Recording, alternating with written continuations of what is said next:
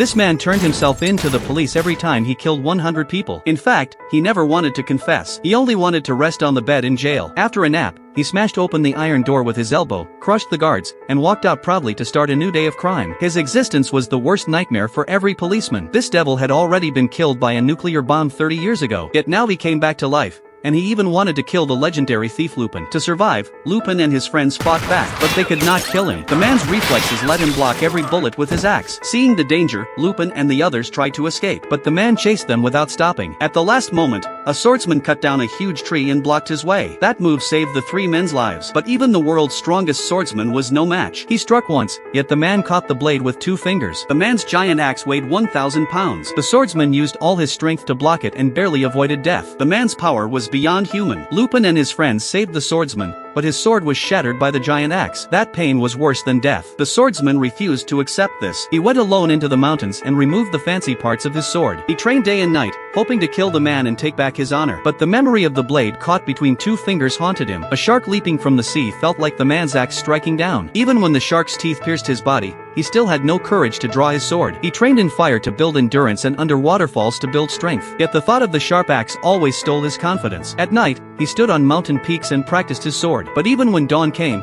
he never found the right moment to strike. 3 days passed. He drank no water, and the wounds on his back grew worse. The most hopeless part was that his time had run out. Earlier, the man had killed Lupin's enemy by accident, who was also the swordsman's boss. The boss's son gave the swordsman 3 days to kill the man for revenge. Now the 3 days were over. The boss's men found the swordsman and learned he had failed. The son said he had no reason to live. The men struck him down with a club and mocked his sword style, saying it was as slow as he was. When the swordsman lay still, one man stepped on him. Suddenly, the swordsman seemed to understand something. His enemy's movement looked slow, like in a dream. He warned them that if they did not move aside, he would start killing. The men laughed and thought he had lost his mind. They raised their clubs to strike him. At that instant, he drew his sword. He moved like lightning through the crowd. Everyone he passed became broken and crippled. Only one man's attack he did not avoid. Facing the boss's son and his gun, the swordsman chose not to dodge. He accepted it as paying back the boss's kindness. But in the next second, he drew again and cut through the gun barrel and the man's hair. Now his only goal was to defeat the man with the axe and take back his honor.